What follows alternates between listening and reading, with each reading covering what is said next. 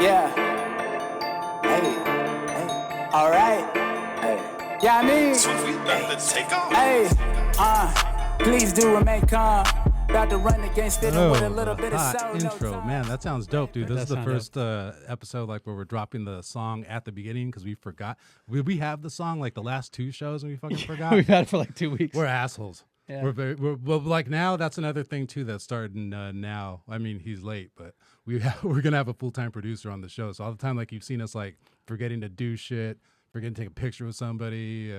looking at our phones, trying to text somebody to make sure they're coming or whatever. Coordinating when the Skype guest comes on, all that shit. We're moving on up. Exactly, you know what I mean? So Hey, shout out to Brent Williams, my neighbor who made that song for us.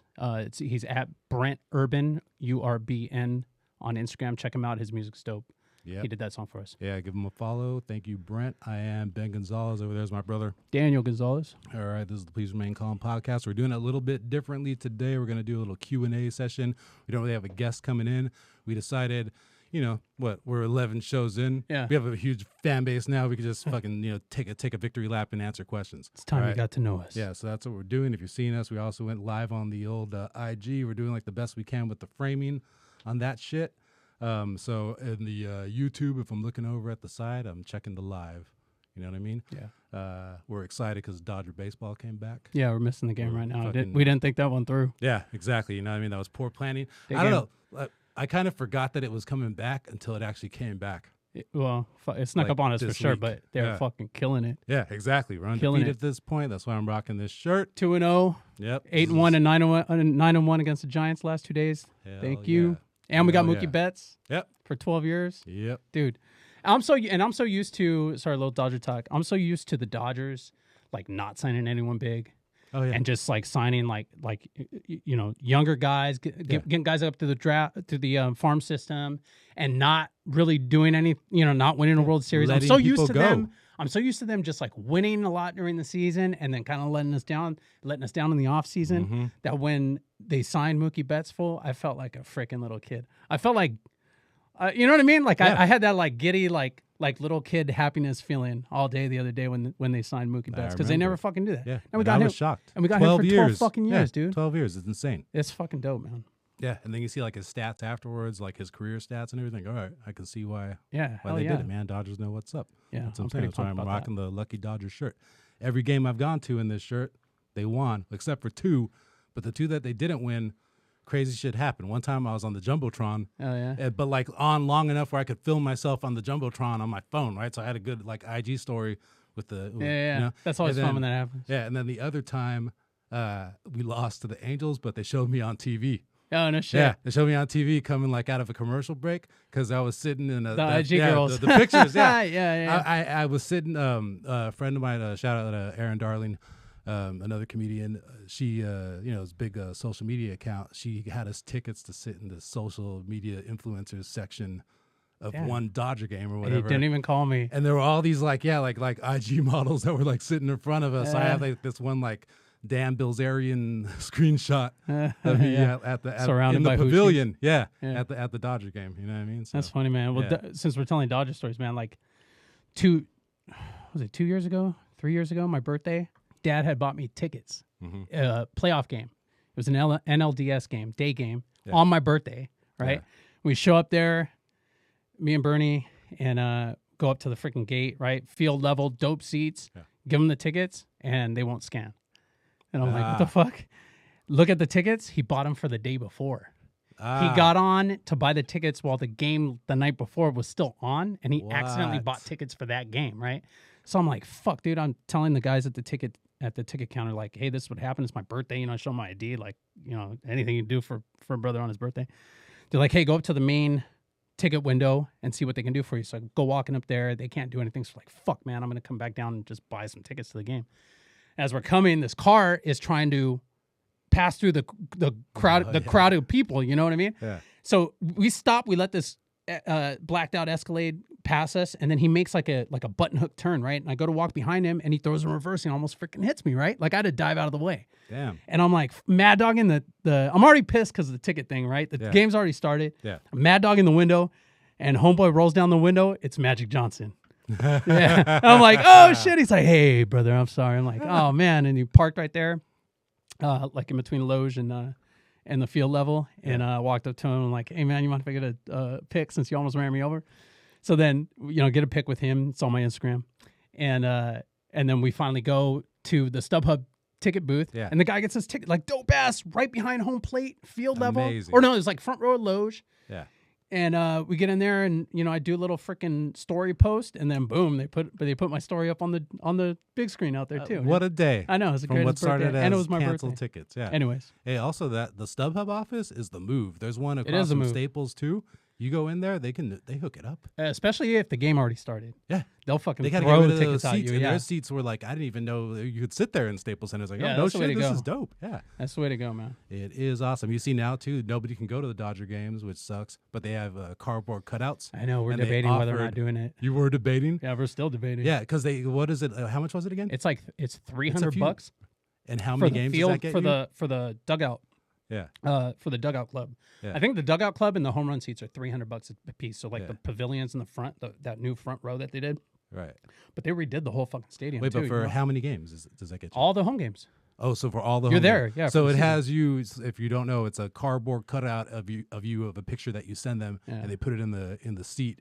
So if they show the stands or the seat, they could show you, right? Yeah. But then here's the thing: you see all these people when watching the game, and there's dudes that sent pictures. They're not wearing any Dodger shit. Yeah. You know what I mean? Like, what the fuck is your problem, bro? Yeah, yeah. There was a guy It in even like a says on the blazer and like a dress shirt, dude. Like Yeah. it's his LinkedIn profile picture. Like, Dick, you didn't Yeah. come from work, dude. Yeah, exactly. You know what I mean? Like, you got to pick any picture, dude. It even You know? says on there, I think, to wear your Dodger stuff, but I don't know, man.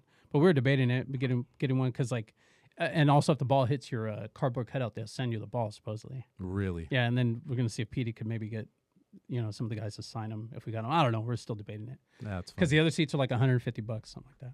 Yeah. Yeah. What do you Anyway. know? All right. Yeah. Well, we were shooting the shit, but we were also here to do a little Q&A, and we do have some questions from the audience when Tony gets here. If you are asking us questions on live, he'll scroll through and find them. We had to put the camera for the live, like kind of far so yeah, you we- could see us. So unless we like walk over there to look and Should have read. brought some binoculars. Yeah, and we're just probably not going to do that shit. We'll get through these questions first, and then we'll get into it. You know what I mean? And thank you to everybody who did send us questions. Thank you to everybody who's subscribing, liking, listening. It's Yeah, freaking to awesome. be honest with you guys, like we kind of did this thing as just something we have been thinking about doing for a long time, and you never fucking know what's going to happen when you start something new. So to have just the feedback that we've gotten from people that have contacted us to tell us that they like the show, but also the subscribers, the downloads that we've been getting on the show, I mean, really Yeah, tells a dude. tale of whether or not We're- people are listening, and we really appreciate you guys listening and spreading the word because we're not really. We spend money to make it and stuff like that, but we're not really spending a whole lot of money on advertising and everything. So, Yeah, so we're people not that on are a network or anything. yeah, at so all. people it's that just are us. that are joining us and learning about the show and stuff like that is all from word of mouth. So we really appreciate you guys sharing and spreading the word. But let's get to some of these questions. Yeah, man. it's been awesome. All right. First one I'm seeing here is a technical paramedic question. People, we open that up, ask us about anything. So we got somebody who asked us, how do you do a good patient radio report? All right, and just so you guys know, like all the paramedic questions that you ask, I'm like 100% freaked out until I hear the whole question to make sure that I know the answer, because I know like a little bit about a lot. You know what I mean? But yeah. radio exactly. reports. Okay, so being a paramedic, it's like you go to school, and Ben talked about it before. You go to school, you learn about a year's worth of medical school, right? I mean, they shove it down your throat. In 3 months. And I mean, it's really like a crash course in medicine, and you get a broad spectrum. And then you go out to a hospital for about a month and you practice, doing IVs, doing assessments and stuff like that. And then you're 20 shifts on a rescue, and then boom, you got a paramedic license and you're out in the world. And some places, depending on where you work, like if you work in San Bernardino County or like a more rural area, the fire department might not even have paramedics. And it's like a private ambulance company that has it. And you might be running one paramedic with an EMT. So you're like the only dude out there. You know what I mean? You're really the only paramedic. You're by far the highest medical authority on scene of any call. Yep. And so it's scary. You want to stay on top of your game. You want to stay on top of all the policies and stuff like that. But you're still under the guidance of the system that you're working under, Yeah. right? So you're only allowed to do so much stuff before you have to call the hospital and get guidance from the MICN, which is the nurse that answers the phone when you make a radio report. Yeah, when you're a paramedic, you're technically working under a doctor's license. So there's technically a doctor who's like a medical director of your EMS system who's allowing you to do all this stuff. So that's a whole point of making a radio report, contacting in, because you're getting kind of like authorization in a sense to do certain things. You're doing a couple things. Number one, you're getting authorization to do stuff that you aren't allowed to do before you make contact, because there are very specific lists of things for each chief complaint that you're allowed to do before you make contact. Okay, right? Like you can't give a certain medication if you haven't done a 12 lead and make contact before you get that medication. You know? So you're doing a couple things. You're calling to get guidance from a higher medical authority on what exactly to do and what your dosages are and stuff like that. Mm-hmm. But you're also calling the hospital to paint a picture of the patient that you're going to bring into the hospital. Yeah, so right? they can get ready. So they can get ready.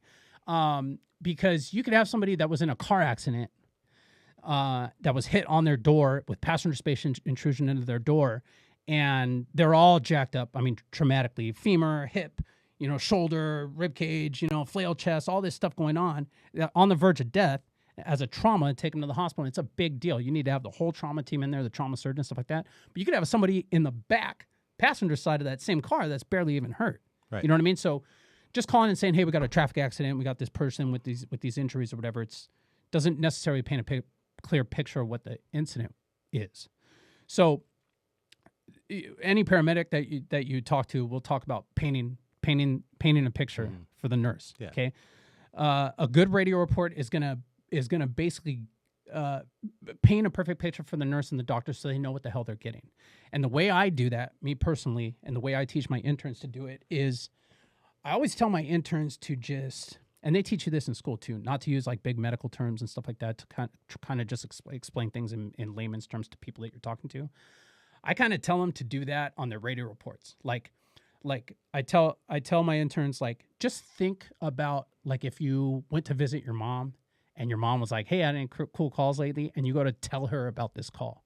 You know what I mean? Like, how would you, in the simplest terms, just tell your mom about this call that you had? Mm-hmm. And you want to start from the very beginning and end at the end. So I always start with, hey, UCLA basis is rescue, blah, blah, blah, and you tell them in general what kind of run you have, with a trauma or with a shortness of breath or with a whatever. The reason you do that is an MICN or the nurses station in that base hospital that you're calling, it's not just one radio, right? There's two radios there. They can have two MICNs running two separate, or one MICN running two separate calls that call in at the same time. So she might be on a call with, or that nurse, he or she might be on a call with a trauma, and you start ringing on the other line. Okay. So they'll switch. Hey, hold on one second. They'll switch over. Hey, what do you got? You want to let them know what you got just in general, so they can kind of determine whether or not they're going to stick with you or go back to this other person. And that's the other thing that people don't think of on runs. Sometimes you call and it just rings, dude. Yep. It takes a while because they're busy, dude. Sometimes the MICN's not in the room. Yep. You know what I mean? They've got to get over there. They're already like elbow deep in somebody else. They could be working a cardiac arrest in the ER somewhere or something. But there's always a dedicated, or one or two dedicated MICNs, nurses that are trained to be on the radio. Supposed to watch out for that light. And in the ER, like an alarm goes off, there's usually a blue light that goes off, or a red light or something like that, So you start by, hey, telling them who you are, telling them generally what you have. And then they'll tell you, okay, go ahead. Or they'll say, hey, hold on a second, I got a trauma on the other line or whatever. They come back, you give them the CI number. It's like the run number throughout the county, right? So that they can document it down. Right. And then you just simply paint a picture for them. And when I say that, you just tell them the story, almost like you're writing a script. Yeah. You know what I mean? Describe what happened. Hey, we arrived on scene. We found a compact vehicle that was struck in the left driver's side door. We have 6 inches of passenger space intrusion into the seat. We found one patient unrestrained in the front driver's seat, no airbag deployment. The windshield is spidered. They have trauma to their face. They're not answering questions for us.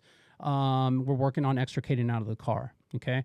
And, they might ask you some more questions, and you'll let them know like of the patient's history, allergies, meds, anything else you can see head to toe. When they get the patient out of the car, that's important for them to know too. They want to know if somebody's been extricated out of a car or not, And then you basically look over the patient head to toe, and you're going to give the MICN all that information. Hey, we looked this patient over head to toe. We see, laceration over the left eye. We've got a obvious fracture to the left clavicle. She's got a possible fracture to the right forearm. Instability in the pelvis. We got some crepitus in the left side of the rib cage. We have our patient on the back, in the back of the ambulance. We have her in spinal mobile restriction. Exactly. We're starting an IV. I've got an IV running wide open. These are patient's vital signs. Blah, blah, blah, blah, blah, blah, blah, blah, blah. History, allergies, meds. Yeah. This is what our closest hospital is, right? Because I might be right across the street from Marina Del Rey Hospital, but this patient is a trauma, needs to go to UCLA. Yeah. You tell them what hospital is closest. Hey, my closest is Marina Del Rey with a 5-minute ETA. However, you're our closest trauma center with a 15-minute ETA. We're transporting to you now. How do you copy? And then they'll come back, and there's a whole slew of things that a nurse is supposed to check off and check for you. And when you're shitting and getting with a patient that's really fucked up, sometimes you miss a lot of this. Sometimes you miss that stuff. Sometimes, yeah. Especially if you're working to extricate, get somebody on, you're working to get an IV. My partner's working to get one. I'm working to get one. An EMT's bagging and stuff like that. You might not be writing everything down. Nope. So you can, if it's possible, give them all that information. But if it's not, and you're going to that hospital anyways, sometimes I'll just give them a quick rundown of what happened. Yeah. Hey, we got a lady was hit by, her car was T-boned, passenger space intrusion. She's got multiple injuries on her left side. We got her in spinal mobile restriction. We got an IV started. We're going to be doing about 10 minutes. You're our closest trauma. I'll give you everything else when we get there. Yeah. And they take it and they get ready. And a good MICM will shut the hell up and say, good. Someone that's a little bit new might start asking, what do the pupils look like? What is this? What is that? It's like, don't you understand that I'm fucking trying to save this person's life, in the back of this ambulance? So, yeah, man, you got to paint a picture, basically. So what he's doing, and if you listen to what he did, we're saying paint a picture, but it's not like you're writing a novel or anything. It's concise. He's hitting the points that he has to tell. So when you're saying paint the complete picture, it's because you're not leaving anything out, but you're not leaving anything important out. Yeah. You know what I mean? Everything is exactly what that nurse needs to know right away so she can get ready for what's coming. Yep. And it's important, man. It's important to give them as much information as you're able to at the time. It helps them with the guidance that they're going to give you, and it also helps them be prepared for what you're going to receive. Because if you have somebody let's say you have somebody that has CHF or something, that's really, really struggling to breathe to the point where we got them on a CPAP that's giving them pressurized air and stuff like that. When you get to the hospital, you want them to have respiratory ready there for you. You know what I'm saying? You don't want to show up and then they're like, oh, wow, they're really having trouble breathing. I'll get respiratory out. Oh, we're going to have to intubate. And now you're behind the 8 ball. Right. You know what I mean? Because they weren't ready for this patient that you had called them 10 minutes ago to tell them about. Yeah. Now, is it their fault for not being prepared, or is it your fault for not painting the proper picture of how serious this patient is? You know what I'm saying? Exactly. So it's an important thing, man. It's something that most paramedic interns struggle with to begin with, right? Because just like anything else, and just like being a firefighter, when you first learn something new, you're always kind of like durka, and you want to hit everything properly, and you want to check every box and do everything right. And over time, you learn what are the things that you can leave out, and what are the things that you have to that are important that you relay to the other end of the radio. So yeah, it's an important thing. That's a good question. And if you are a new paramedic, don't feel bad about having trouble getting that down, because the same thing happens with doctors. When I talk to doctors on the phone, you can tell when you're talking to an intern, to a second-year resident, fourth-year resident, an attending, a fellow.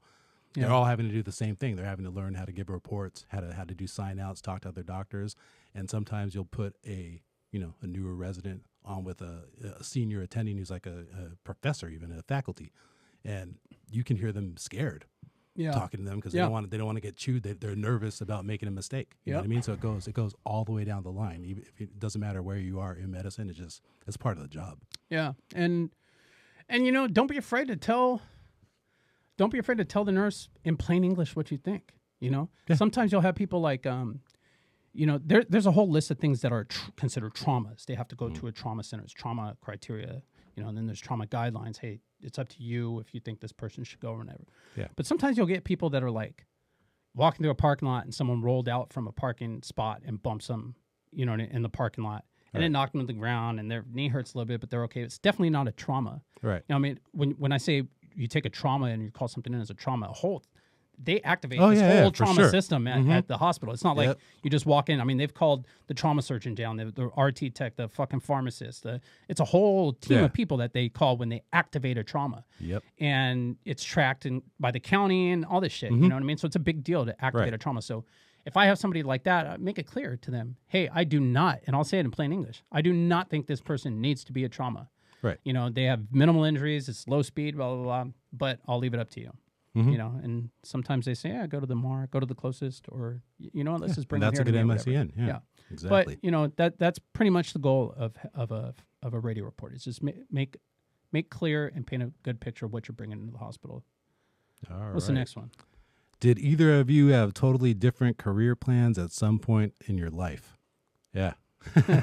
Still have them. Yeah. If you found either of us like in high school or anything, yeah, we weren't really like for sure going to be. I mean, you were an explorer. Yeah. So I'll let you answer. you were it, and close then to I'll that. answer. All right. I was a rapper. Straight He's a up. fucking It wasn't dope rapper, even too. I wasn't even like, just like wanting to do comedy the entire time. I was like rapping my ass off in high school. And I didn't even like care about like going to college or anything. Like that was like my plan was Yeah. Like, and if you asked anyone in high school, like, what is Ben gonna do? Oh, he raps. Yeah. He's in Yep.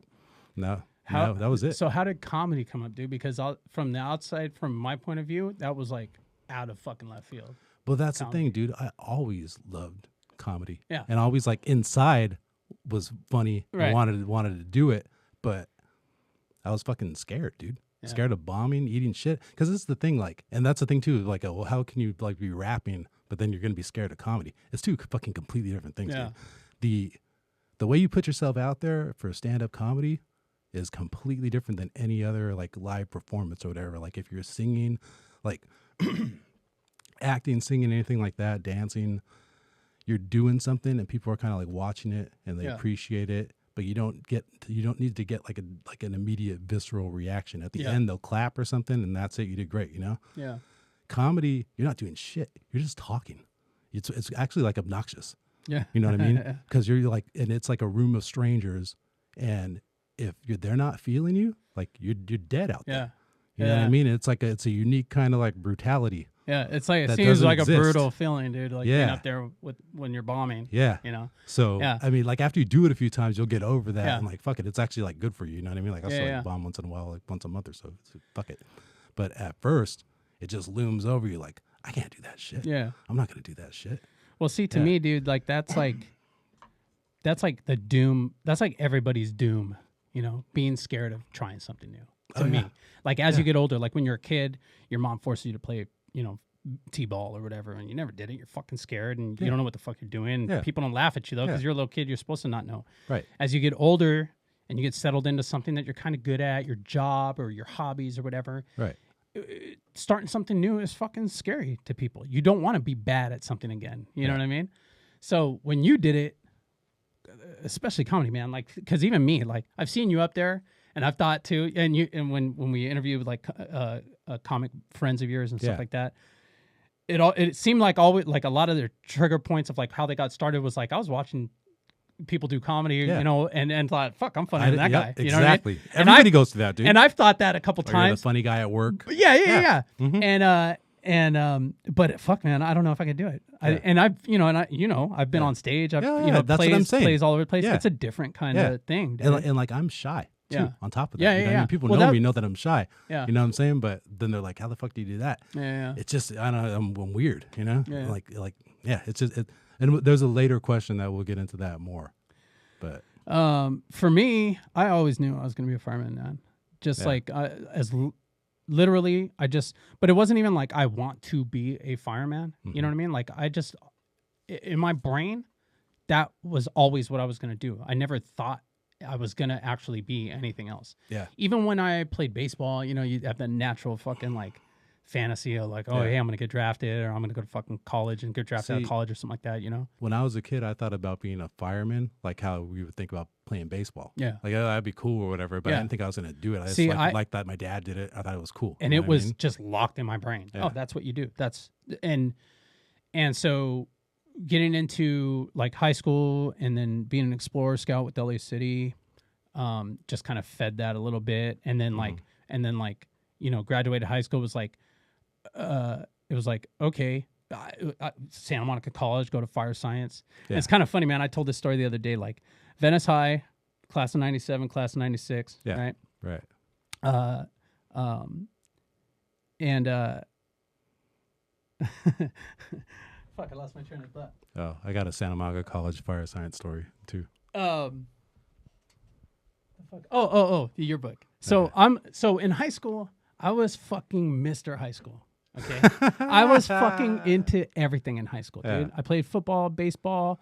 I was in theater. You started in all the plays. I was in all the fucking plays. Yeah. I was on the yearbook committee. I was senior class He had a vice TV president. show. Yeah. I fucking helped set up, charity events, charity basketball. I was also on a TV show at the time. I played Jennifer Lopez's little brother on a nighttime soap on CBS for a couple of years. And so I had money, and I was like super into like just being involved with school and shit like that, right? And so they did these like he's like Mexican Zach Morris. yeah. Basically, They did these fucking student profiles Look at the live in our yearbook, right? And look at it like Ace Ventura, though. Like you're looking in the fucking. And so they do these like student profiles on the yearbook, right? And the people that were in charge of that on the yearbook committee freaking hit me up. Hey, we want to do a student profile of you, right? And I'm like, fuck, okay. Like I don't know what you're gonna say. Like I had like not like just under I got all these accomplishments. I just no. I went. I had like just under a B average. Yeah. You know what I mean? Like I wasn't any like the people they were doing these student profiles on were like, like an Asian kid that had like a 4.5 GPA and was accepted to Harvard and did all this volunteering and all this high shit. school right? was a trip. Yeah, like we had like the national or the academic decathlon winners or something. Yeah. But there was a bunch of cholos too. Yeah, and we had a bunch of narcs. Yeah, our school's like the training ground of narcs for like LAUSD full school mustaches, police. yoked. Yeah, dude, it was so weird. But so they did that, and mine was like, it's like, and everyone's was like that. It was like, hey, Hugo Jimenez or whatever has a 4.6 GPA, and he's got accepted to Yale, and he's and all his volunteer shit. And mine was just like, Danny wants to go to Santa Monica College, take fire science courses, become a paramedic, and work for LA City Fire, right? He's saving for an El Camino. Yeah, so like you flip through, and it's just like all these dope ass student profiles, and then mine is just like, just wants to squeak by, you know. But hey, man, I fucking, you know what I mean? It's why I tell my kids to it's why I tell the boys to like start thinking about what you want to do. What do you want to do? I ask them that all the time. What do you want to do? And then I try to push them to being a doctor or something like that. Something that like there's gonna give them some gratification. But I want them thinking about what they want to do now, so that it gets in their head like, oh, just like me. And that's the other thing, man. Is like, I'm a firm believer in like the power of like really visualizing what you want in life and like thinking positively about shit and like getting in tune with whatever positive energy like flows around this earth. You know what I mean? Because like, like I've been up and down in my life, and the times where both of us, the times where I've that have helped me pull me out of my low spots have been when I'm positive like that, when I'm visualizing my future. Hey, Tony, you can sit down, dude. When I'm visualizing my let us know if anyone asks any questions on that live. Yeah, Tony's our producer here, Tony Klein. Hey. You can scroll through it. But I feel like that's what guided me to where I am you now. You see Tone's finger in the live. You see like me trying how to use it live. Use it sideways. Yeah, dude.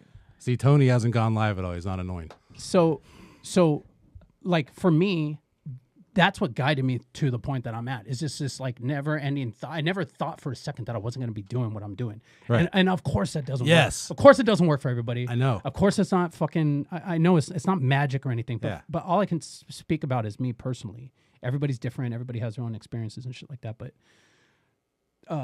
having that constance, like, this is just what I'm going to do. It was never a question of it. And then everything else on the side was bonus shit. Acting is all bonus shit to me. I do it because it's fucking fun. You know, I enjoy it. This right here that we're doing, it's fucking fun. That's what I'm saying. And it winds up becoming things like where you take back like stock of your life and like, whoa, I did this. Like this shit was cool. This shit was cool. And that winds up helping you get through times when it's hard. Cause like, I mean, I didn't go into this like on the last show we had Stacy on, but like, and Danny knows, like, I've had like clinical depression since I was like 6 years old. Yeah. You know what I mean? So it's something that like never goes away. But like lower times, I can think like, nah, because I've been through this before and I hung in there and then I got to do all this other shit. Yeah, you know what I mean? And if I ever like let it take over at any of those times, I wouldn't have gotten to do any of the shit that I got to do. Yep. You know? Do you know like how to get yourself out of that funk faster now that you've had that in the past?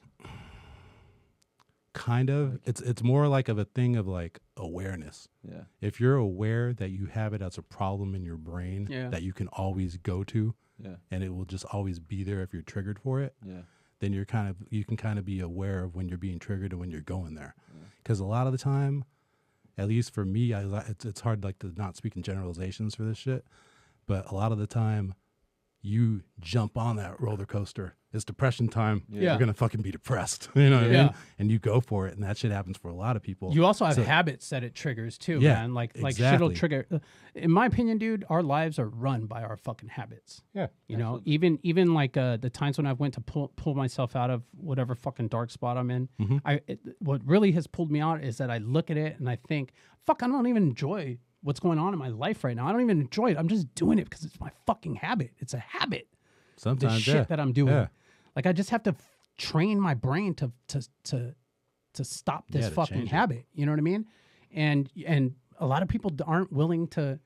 You know how many friends of mine have that I told, hey, I was sober for 7 months or whatever. Like, oh, dude, I could never fucking stop drinking.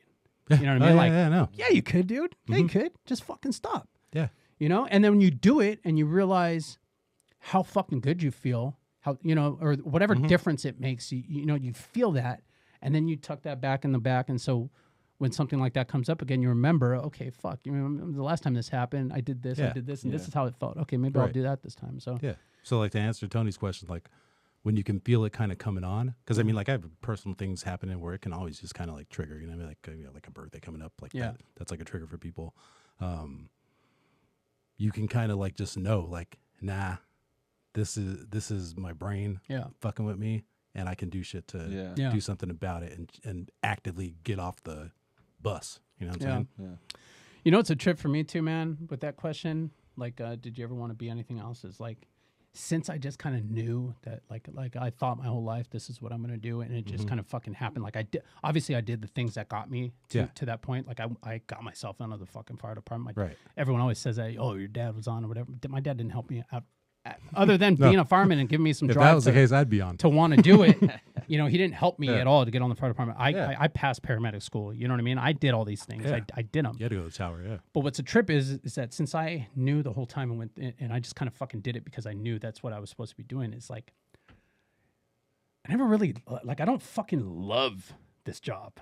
Yeah. You know what I'm saying? Like there are things that I love about it. Like Yeah. I love the schedule. exactly I what you love mean. waking up and being. I love helping people. Yeah. I love the feeling of saving somebody, of taking away somebody's pain, just calming them down when Yeah. I can tell that they're scared of something, and I know that I'm not gonna let anything happen to them. Like seeing that in someone's eyes, seeing someone's relief that you're there and you're helping. To me, it's the best. It's one of the best things in my life. Okay, Yeah. to be honest with you, that it makes you feel good to help people. Yeah, Okay, of it's in course. general. But there are a lot of things about this job that I don't fucking like. You know what I mean? I don't like that my inner body clock is all fucked up. That I wake up at 2:00 in the Yep. morning for an hour every night, no matter what. And then I wake up at 4:30 and I can't go back Yeah. to sleep till 10. It's 5 for me. Like it's all 5 over the or place, 6, I'm dude. just fucking awake. So 1 minute I'll sucks. be awake and have a ton of energy. The next minute I'll be ready to go to sleep. It's just like from waking up different and being shocked awake at night and stuff like that. It fucks my body clock up. Getting shocked awake with an alarm and a light in your face in the middle of the night 2, 3, 4, 5 times a night, depending on where you work, ain't good for your heart either. Nope. You know what I mean? It causes all kinds of problems. My Yeah. back is all fucked up. I got, slip disc on my back from lifting patients and stuff like that and Yeah. throwing ladders and stuff for 20 years. There's a lot of personalities on the fire department. Some are great that you get along with and some aren't. You know what I mean? So you got to put up with people that you might not get along with that are assholes or whatever. There's a lot about the job that I don't like all the shit that I've seen. You know? I don't like that. Yeah. The memories that I have of things that I've seen. Yeah. So, and I think there's another question that somebody else asked about like promoting, right? It's another reason why I don't want to promote. Is number one, I don't feel like I feel like if you promote to captain on the fire department, you owe it to the people on your crew to love what you're doing. Oh, yeah. You know what I'm saying? Like Totally. If I'm gonna lead 3 guys into a structure fire, me included. Right. I want, or if I'm following a captain, I want to know that he's loved this job enough to train up and been in enough fires to know when to you go have to have right. confidence in him. Exactly, man. Yeah. When to go right, when to go left, when to get the fuck out of there. Yep. You know, when to squirt water, when not. And have the wherewithal to keep track of all his guys in a fire which is black. Right. You can't see anything. You know, you're Right. trying to keep track of a crew. Or you go to a brush fire or something like that to know what the fuck. If we're gonna go hike up this hill and try to cut off this fire, pinch off this fire, I want a guy who's gone to the classes, who's certified with all this shit, Right. who knows everything and loves it, so that he'll know. You know what I mean? See, so that I that's can trust following this. I don't guy. think everybody always grasps that with the fire service. Like, it's not like promotions. Like, I've been here long enough. I'm promote to this, promote to that, Yeah. promote to that. To be a fire captain, it's a fucking crazy fucking job, dude. Like, you're really, like, for reals responsible for people's lives. Like, Yeah. people that you see every day and take care of, and all of your decisions are like, it's life or death. It's like these your dudes. it's like your brother's hand. Right. Your life is in your hands when you're a Right. captain. You know what I Yeah. mean? So for me And you have personally, to have the balls to take on that responsibility. Like, I'm going to do that then every single run. It's on me. exactly. You know what I mean? And I don't feel like I love the job enough to be prepared enough to be a captain. want that, yeah. Especially when I enjoy what I'm doing. I do all this other stuff too, acting and stuff like that. So I take a lot of time off too. So it's to me, it's easier to take a time off as a medic. I've got 100 guys that I can get to work for me. Whereas when you're a captain, you know, you might have projects from the chief for your district that you're working on. You got all these guys that are counting on you to train, but you Right. also got to train with them and know how they act at a fire, know everyone's capabilities, all this shit. You know Make what I sure mean? they're getting along. All that Oh, shit, dude, that's a Yeah, whole nother that's thing. A whole thing. Personnel dude. issues, Yeah. little, you know, firemen are firemen, but they're, you know, a lot of times Yeah. act like a bunch of big kids, especially when they're squabbling. So, It's not easy. yeah, Man. it's not easy, man. It's not easy being a fire captain, and you know, it's not for everybody. So, I think that kind of feeds into it, like not really like loving the job with all my heart. Kind of makes me not feel like I'm worthy of promoting captain. Basically, you know what I'm saying? Yeah, I could see that, and there's nothing wrong with that. Yeah. But another factor with that too is it makes you hustle for your other passions. You know what I Yeah, mean? Our exactly. projects, your acting career, Yeah. all that. You know what I'm saying? What else we That's got? good. We have somebody's asking you, what was your favorite assignment and why? Oh man, my favorite assignment is my assignment right now, 63s, for See, a couple reasons. I wondered about this though, because I always thought like, because we're from Venice, like we grew up there, Yeah. and so you don't want to like run on people we know, or Yeah. like run on our family, which you could potentially do. So there's a couple angles to that. Number one, I love 63s because I have the most history there. I was an explorer there. We passed by the station all the time, going to the beach and shit like that. You know, our grandmother lived 2 blocks from there. I performed slam poetry next door to 63s Alright. in high school. So I have a lot of history at that station. Yeah. There's a lot to be said about being near the beach, too, just in general. Just in general, as a human being. Yeah, it feels better. Fresh air, you know, there's a lot of tan people and happiness and vibrance. There's a lot of art in Venice. There's a lot of musicians. It's a unique place. It's not square gray buildings, one after the other, you know, and fake grass in front of the lawns. It's a unique place to work. So I enjoy that. About the station itself, though, it's a zero stress fire station. There's a lot of stations that have like an undercurrent of like machismo, you know what I'm saying? Yeah. And like He's not lying. There's like reputation stations like where you become here. Where You come they're- here, it's like yeah, hey dude, this Yeah. is we're cowboys here. We Yeah. we fucking, you know, it's like Yeah. a just a air in there where it's just like fuck, kind of uncomfortable. And all the, you know, there's nowhere to be comfortable. There's everyone's got a scowl on their face. You know what I mean? 63s ain't like that. Everybody's fucking cool. Everybody's cool, and not everybody has like the same view, like political views and you know, hobbies. A lot of us are way fucking different at that Yeah. station. You know what I mean? But we all respect each other. right. You know, I don't throw shit in anybody else's face. They don't throw shit in mine. You know, if they do, we have little words and we work it out, and it's really like a family, dude. And everybody knows their job to do. It's all older guys, and it's a cool, no stress fire station. I fucking love it. That being said, Nines was fucking a blast because I was young. Mm-hmm. You know what I mean? Everybody that was there was young. We Yeah. were busy as fuck. It was the year after they were voted the busiest station in the country. Right. So it had like a reputation to it. Working there, you just like automatically got a little bit of respect anywhere you worked in the city. Yeah. Had some good big fires there, but mostly a bunch of fun dudes that we all partied together. We all worked together. Mm-hmm. We were busy as fuck together. We never got any sleep together. You know what I'm saying? Yeah. It was Makes a difference. It was different type you're of with, fun yeah. than 63s right now. You know, Right. and I was just 17 years ago. So I was gonna gonna say that you wouldn't be doing that shit No, right I now. was, though. I was You're 23. like, I don't fuck even this, fucking party anymore. You Yeah, know what exactly. I mean? But Where's the Nines? Nine's the Skid Row. Oh. Yeah, Skid Row. But that where they had that crazy fire that burned all those guys a couple weeks, a month or so Yeah, ago, 7th 2 months ago. It's on 7th and Central in San Pedro. It's right in the heart of Skid Row. Busy place. Dude, Really- you could do a whole episode just 9 stories. We could actually. Yeah. We got. I got to talk Yeah, about that. We yeah, got some guys get the coming in. guys But coming in. but yeah, I would say favorite spot would be 63s. Yeah. There was a guy. Shout out to asking- all my boys at 63s. I love you guys. Right on.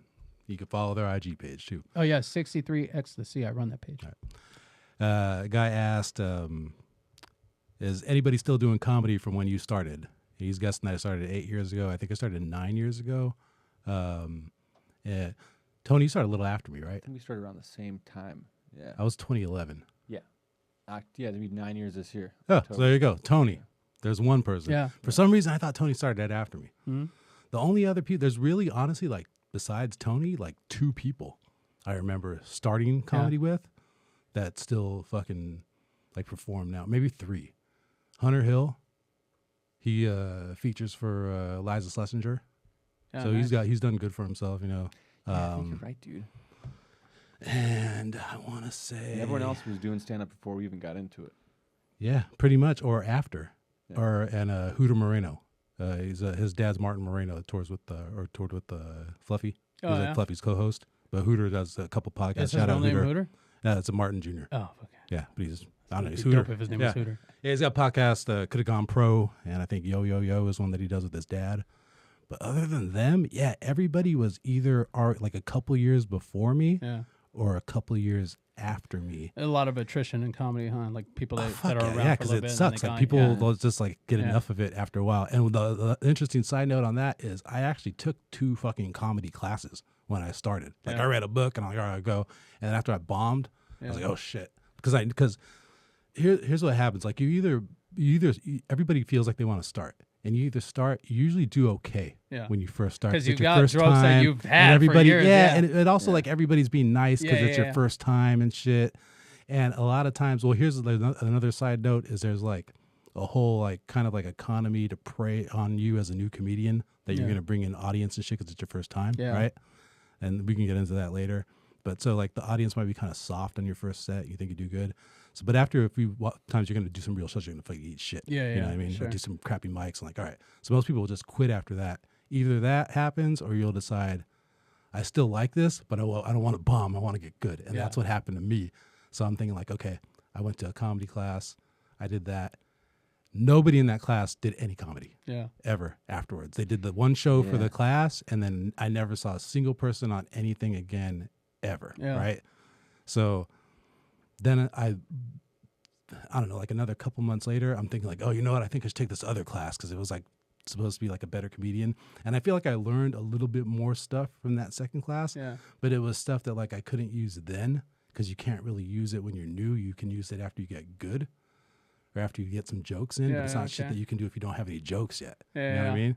But like 3 years later, that shit kicked in for me and it did make me better. Oh, You know what I really? mean? Yeah, and it was Yeah. it was a beneficial class. How about the teacher of that class? Did you ever see them doing stand up? Yeah, actually, 2 of them are. Oh, really? The first class I took was the lady that produces and created that show, Funny You Should Ask. I think it's heard on of it. CBS. Yeah, Yeah, yeah. it's like a comedian game show. Jody Yeah. Miller. I took Jody's no class, shit. dude. Yeah, Okay. and she's super cool, fucking She is great cool. comic. She's come and done Goonies for us and I didn't stuff. know She's she awesome. She must not do a class anymore, huh? I don't think so, dude. But back then, she used to do the class at a That's acting like risky comedy business, theater. becoming like either an acting teacher or Yeah. like a comedy teacher, because it's like like being a you either- coach Yeah, or you might something, just yeah. like quit, end up being like the guy who Yeah. milks. Yeah. off Start the making movies. money. Yeah, Like, Yeah. exactly. fuck. And the other one was the Greg Yeah. Wilson.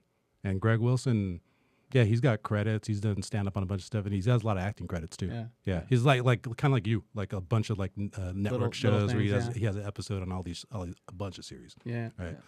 But he's great. He's a good comic. He's on our show too, and I learned like some good shit from Greg about like Yeah. how to pause, how to Yeah. accentuate. There's an like, art where, to where it, to man. pop your jokes. It's funny because Yeah. like when you first started, we would be like places and stuff like that, and Mm-hmm. people would ask like, or I'd mention you, and they'd be like, "Is he funny?" You know, and then I'd be like, "Okay," like, yes, he's funny. Yeah.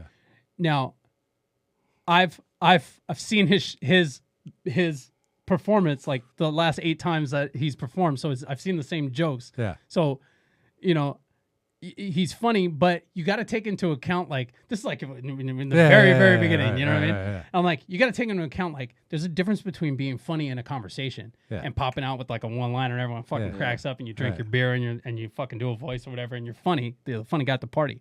It's a whole nother thing to craft the joke from nothing Right. and build the foundation of it and build the fucking house on top and then fucking smash it down with the punchline. Like Yeah. that's an art Yeah. in and of itself. You know what I mean? That like Right. that like and watching open mics and stuff like that, you can like see yeah. people that you can see where they thought it was funny in their head. Oh, yeah. You know what I mean? And it's just Yeah. like they didn't do the work to lay the Yeah. foundation, build the Yeah. fucking house. You know what I mean? They just The- like the jumped thing right is, on what they thought the that joke was. shit is part of the work though too. Yeah. You know what I'm saying? Yeah, So yeah, for all exactly. we know, another 6 months that joke is smashing fucking everywhere. You know Yeah. what I mean? But that's the thing with Fine comedy. tuning it. The thing with comedy is like it's like buying a guitar and playing concerts without taking any fucking Yeah. Oh, guitar yeah. lessons. Exactly. You know what I'm Exactly. saying? And you have to start performing your fucking shitty ass. You don't know how to play Even, like, guitar taking the in guitar front out of of the box and everybody shit. Yeah, yeah. all the Yeah. time. You know what I'm saying? So like that's the only thing you can do. There's not like really a choice with it. You just have to get out there and suck, and then like for you to get or at least they try to present it to you this way that for you to get spots, you have to bring people to watch you. Yeah. So you got to bring people to watch you suck. Yeah, yeah. You know what I mean? Yeah. So then Then you're bringing the everybody's like, same people. Yeah. And then they're just like, I don't that. want to go fucking see Yeah, this yeah, shit like, fuck, I anymore. already seen you 4 times, Yeah. bro. So then like 4 years later, you get good, Yeah, exactly. and Yeah. then Yeah. nobody fucking wants to come. Yeah, You know yeah, what I yeah. mean? Nah, I seen Yeah. it. I seen you. Yeah. Nah, I got something to do, Hey, man. you got a show tonight then, right? Yeah.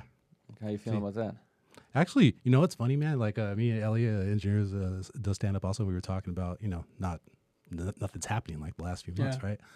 And so I listened to my sets, like the last sets that I was doing, Yeah. because remember, like I was You saying, and I like went on.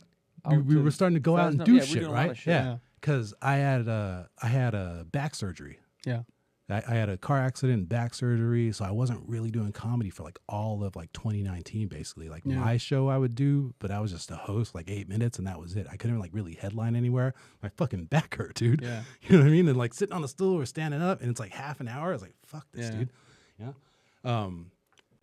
So then after surgery, I had to recover and everything, and it was a while, right? So this year, like February, March, was like me coming back and getting weekends again and doing like half hour, Yeah. 40-minute sets and shit. And then fucking, Yeah. pandemic. COVID, And there was yeah. an Enthronos tour, and I was going to get on some, like a couple of those, or one of those shows at least. And all that shit, Yeah. right? So I'm listening to my last sets from, the month before everything shut down. I'm like, oh shit, man, I'm fucking funny. That's right. Like, Yeah. oh Yeah. shit, Fuck, man. I Like I forgot I do remember this, yeah. like comedy, like I'm good. Like, okay, Yeah. cool. Was that That's the right. I first know time? that guy can do this. All right, Yeah. sweet. Yeah, this. Yeah, it's funny, man. Yeah, it's fucking weird. Yeah, man. I can't fucking wait So for now I acting can't to wait, start getting back into it. But Yeah. what else we got? I'm sure, man.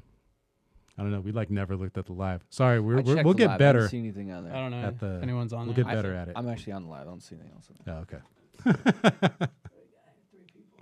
Yeah. We're getting closer to the end of the show, anyways.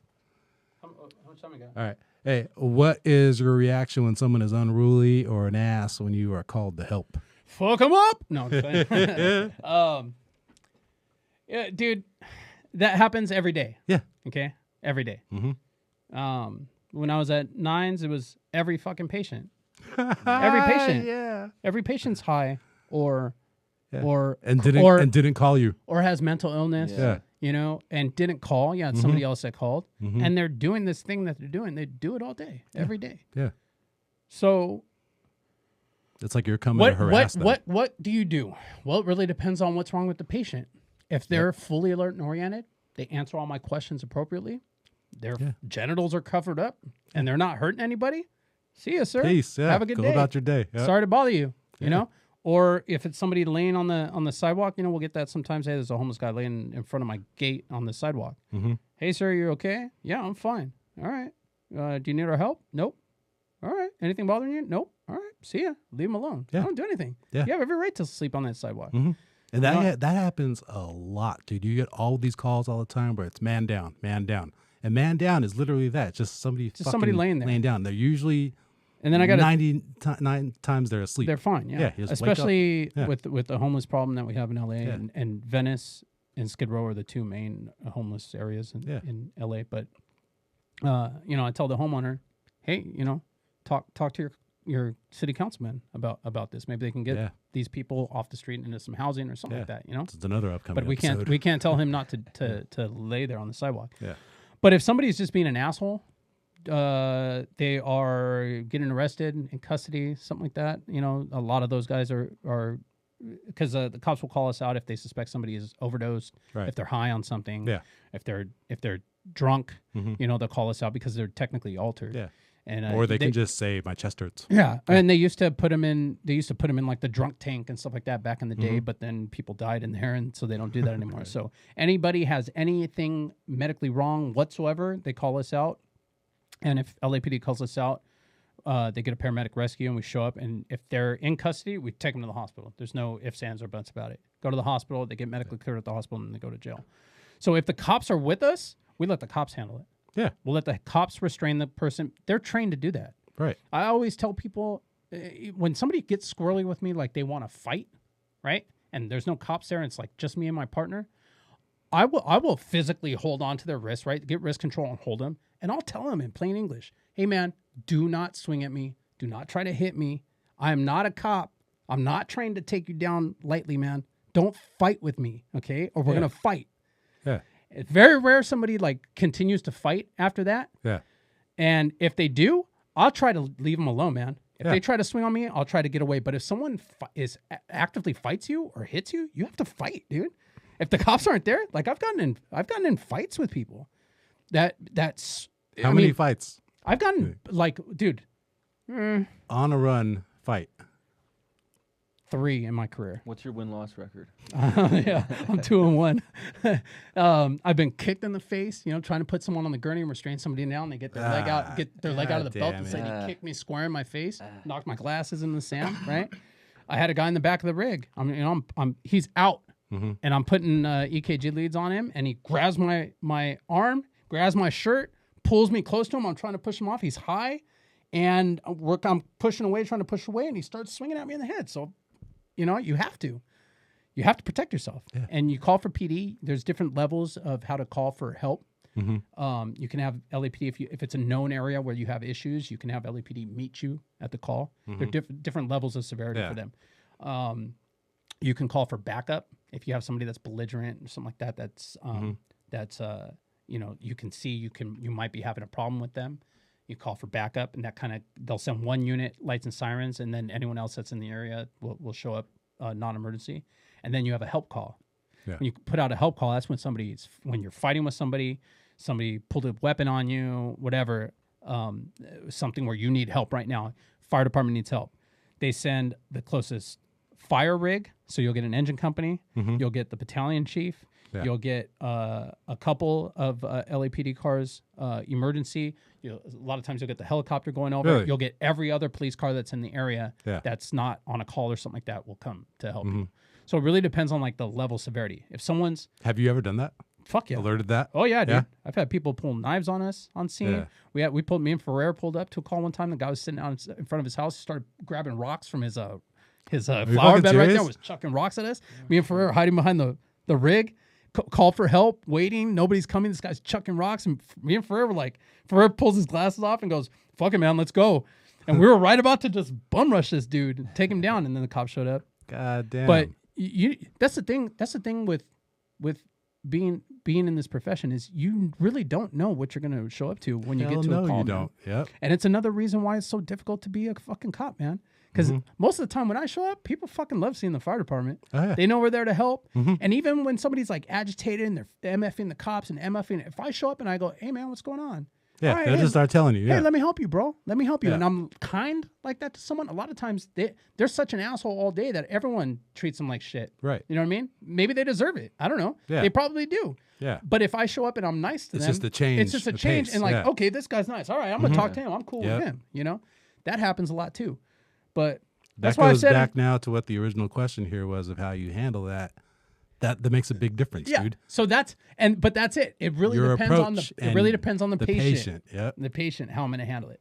And I've had enough time on the job now that I can recognize what kind of patient is this. Is this someone that I'm Exactly. going to be able to go, hey man, hey what's up? Hey, I'm your homie, and he's going to react like that, or is this someone that I'm going to have to go, hey man, knock it off? Yeah. You know, hey, you know, whatever, and snap him out of whatever high or episode he's having, or is it someone that doesn't give a fuck who Yeah. I am and wants to fight because he's so out of it? I mean, Yep. we've had guys that are methed Yeah. out that they don't even. They're just saying. They'll just sit there on the refrigerator and the wall, Yep. and you see the red, and your mama is over here talking to Bill Cosby, and that's all Yep. they do nonstop. Yep. They're sweating bullets, and they don't even fucking understand that you're there. And you're supposed to assess them. Hey, Yeah, can you you're tell me supposed what's to assess wrong? them, or you're Yeah. supposed to like. It's hard, man. It's and if you're not mentally strong enough to deal with shit like that, or you Yeah. haven't been on the job enough to recognize what you're dealing with here, I can see how somebody can lose their cool. Yeah. You know, it's another reason why, and I've said it before, why it's such a difficult job being a cop, man. Yeah, it sucks. Everybody you come in contact with, especially right it's now, fucking terrible. fucking hates you. Yeah. So answering You that know? question, it depends on the patient. A cool approach is usually the way to go because that's that change of pace from what they're dealing with, Yeah. and they'll be all right, and they'll respond to you a little better or react to you a little better. I've had a dude, why are you smiling? Like right off Yeah. the bat, like why are you being, you know what I mean? Like why, well, you know what I mean? And just rush me for that, Yeah, for dude. being nice. Yep. You know, so you never You never know, fucking man. Nothing's 100%. Everybody's dude. different. And then, all right, I think we got time for like one last one. Let's see.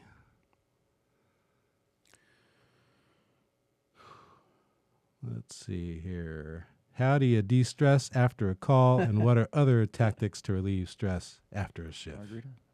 Man, that's a doozy. I think, okay, here's the thing.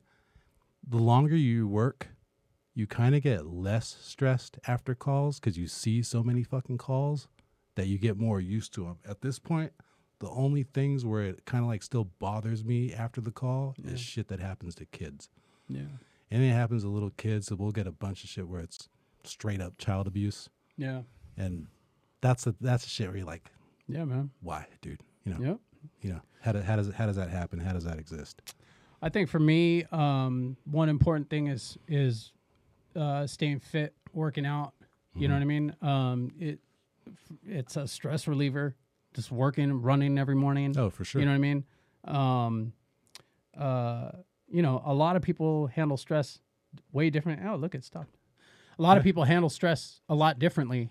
You know, that's why you have a shit ton of alcohol abuse. Yeah. That's why you have firefighters, paramedic, police officers that, you know, abuse drugs and stuff like that. Shit happens, man. Right. Because you see a lot. There is a lot to deal with the job, you know, whether it's people MFing you or shit that you've seen or interpersonal shit in the station or, you know, maybe you're a rookie and you're not, or maybe you're off duty even. Right. And my partner just came back from being off duty, and he was telling me, he's like, dude, I could totally see how guys fucking lose their mind being off duty because, you know, you have a surgery or something like that. You got Yeah, a you're nagging just at injury. home. Yeah. The fucking pharmacy's calling you once a week, you know, texting you saying, hey, you want some more of your, you know, whatever narcotic it is that we're giving you for pain.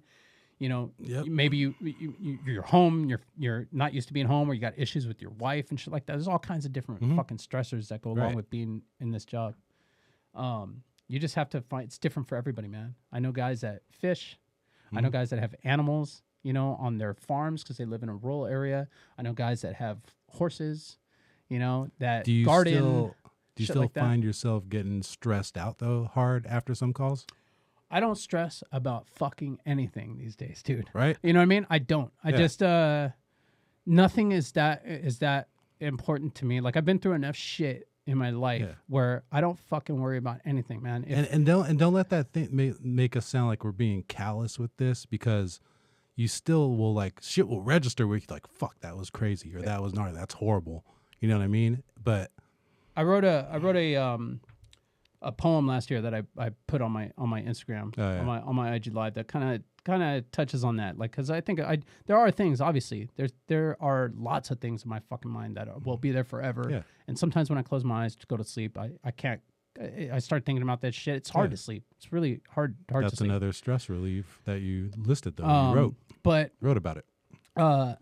you know, I touch on that. It's there if you wanna watch it. But you know, you have shit that sticks with you. So do I get stressed about anything? No. It sucks. Kid calls suck. You know, we had Or when a whole family gets wiped out. well, I've had we- a few we- of those. we man. had a 12-year-old with a breathing problem that passed away not too long ago in our district. You know, and it's nothing that I could have done, or nothing that me or my partner did, but it still sucks. Totally. You know, it sucks, and especially like an older kid like that. It's like the whole family was there at the hospital. It sucks, man. It stays with you, but I don't dwell on shit like that. It sucked, but I've seen enough death and negative shit that I understand that shit happens, man. Yeah. People die.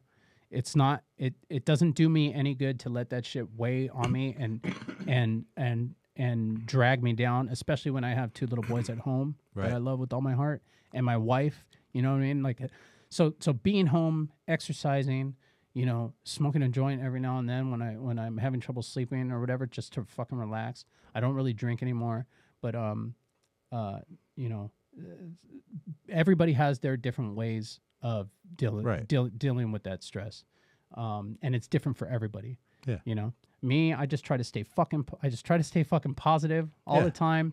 I try not to dwell on shit. I try to stay healthy, eat right, and that seems to lend itself to me making the people in my life happier, Yeah. and my whole life in general just being, you know, happy. Yeah, because that's the thing, is like you kind of just have to eat it for all of this stuff. Like I remember there was a 4th of July, and I was working, and the last call we got on the shift was just, I don't even want to totally describe it, but it's just fucking humongous tragedy. Yeah. Right? Humongous tragedy. And I go to watch fireworks right after that at this other family's house, and the lady, the mom of that family, she's a doctor too, right? Yeah. And she's asking me like, how was work? And I just told her what the last shift. I figured she could handle it. She's a Yeah. doctor. And she just like stared at me, and she's like, holy shit. And she's like, what do you do with that? And I'm like, I don't know. I just came here. Yeah. Look at fireworks now. Well, Like, that's I can't a- do shit. I just gotta That's eat the thing it, dude. about it, though, dude, is that like that's the most common question people that I get asked. People find out I'm a medic. Yeah. What's the craziest shit you ever saw? Yeah. You don't Oh, want to dude, know, bro, dude. what's the craziest Yeah. call you ever seen? You Yeah. don't want to fucking know. Yeah. You don't want to know about Yeah. the kid that fell out the window. Yeah. You don't want to know about the kid that drowned in the pool. You don't want to know about the guy I had last night that got hit on the 110 freeway. Right. You know what I mean? You don't Yeah. want to know all that shit. Yeah. You don't. So what's the craziest call? I mean, I know you want me to tell you a crazy story, Yeah. but And I don't I'll- even want to fucking talk about Right. it. So Like, don't ask yeah. me about it. You can You tell know? something interesting. All right, cool. Yeah. But you want to know the worst thing? You don't want to Yeah. fucking know the Yeah, worst man. thing, because then you'll never forget that thing. You don't want to And know you'll about be the questioning God. Yeah, you know? exactly, dude. It sucks. Yeah. All right. Well, that was fun. We were worried if we'd have enough to get through an Yeah. hour, and we didn't even get through all the questions. I don't Yeah, I think, know. dude. Yeah. That was cool. Yeah. There we go. All right. So thank you guys for listening. We did a little Q&A action here. Hey, listen. The views expressed here are our own. They do not reflect the Los Angeles City Fire Department or the LA County Department of Health Services. No. Okay? We got to remember to say that shit at the beginning, I too. know. Yeah. I know. Because we do That's all right. say some crazy ass shit on here sometimes, man. And people also have to get used to when I'm joking. You know what I'm saying? Because that's the thing too. Like I say everything the fucking exact same way, man. All right, let's go. Yeah. We're missing the Dodger game. All right, so we can't just walk out, bro. We got to promote all our shit. go All for right, it. you can follow the Let me show have at PRC Pod on IG. Thank you if you're watching us on our IG Live. Thank you for sending us questions. You can follow me at Ben9Humor, Ben number 9 Humor, like benign tumor. And you can follow me at DannyGonzo34 on Instagram and Twitter. Follow our YouTube channel at PRC Pod. Like and subscribe, rate and review. We drop episodes every Monday. And buy our merch. We have awesome PRC t-shirts with our cool logo that's up there on the wall. $20. You can Venmo us. We got large and XL.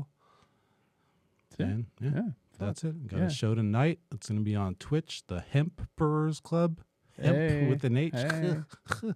8 o'clock, so you can see if I suck or not. You can watch Danny on Amazon Prime, Bosch. Oh yeah, check out Bosch. Or what else, man? Like, isn't there like CBS All Access now, and you can pull episodes of shows? Yeah, All right, NCIS, SWAT. He's got episodes on shit, dude. I'll bring a list next time. Yeah, and HBO Max, Anthranos, episode 2. I don't know. All right, that's enough plugging. All right, boys. Thank you very much. Thank you. Yeah. Hey. All right. Hey. Yeah, I mean. So we about to take off. Hey. Please do remain calm. About to run against it and with a little bit of soul, no times.